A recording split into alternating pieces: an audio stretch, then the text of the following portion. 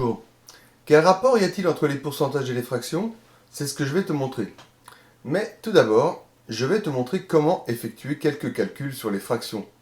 Puisque ce sont des nombres comme les autres, on peut faire les mêmes calculs. Pour calculer une fraction d'une grandeur, par exemple, si tu veux calculer les 2 tiers de 640, comment faut-il faire? Eh bien, en fait, les 2 tiers de 640, ça se calcule en faisant 640 multiplié par 2 tiers. Alors, pour faire ce calcul-là, 640 multiplié par 2 tiers, on a 3 possibilités. Prenons un autre exemple. Pour trouver les 8 quarts de 37, je pose donc 37 multiplié par 8 quarts. Et dans ce cas, tu vois que 8 quarts, c'est facile à calculer. Ça fait 2. Et donc finalement, 37 multiplié par 8 quarts, c'est la même chose que 37 multiplié par 2. Ce qui fait 74. Donc finalement, les 8 quarts de 37, ça fait 74.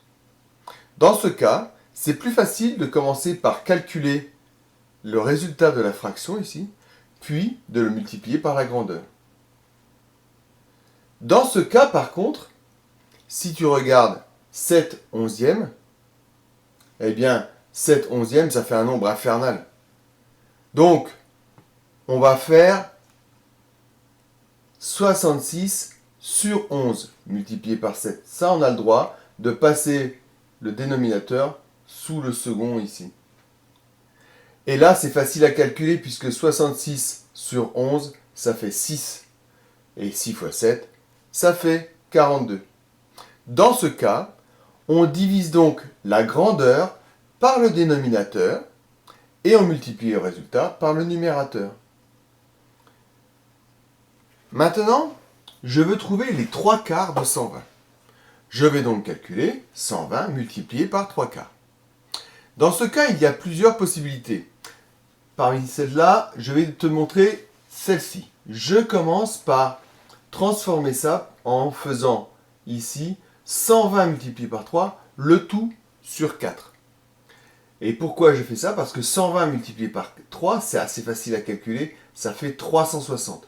Donc finalement, 120 fois 3 sur 4, ça fait 360 sur 4.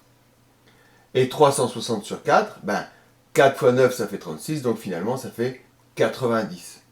Voilà. Les 3 quarts de 120, c'est 90. Ça, c'est la troisième possibilité.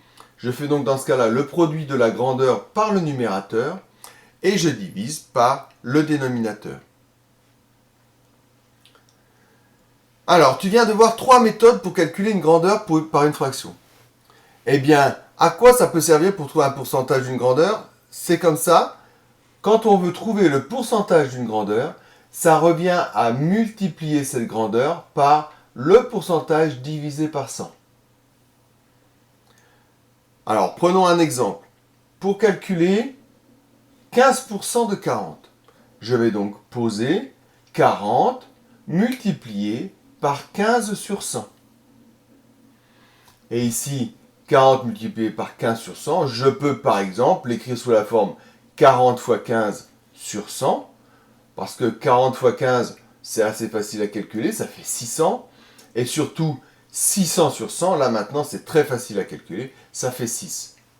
Et donc finalement, 15% de 40, c'est égal à 6. Voilà, tu peux visionner cette vidéo autant de fois qu'il le faut pour compléter la fiche leçon, pour apprendre et pour réviser. À une prochaine fois.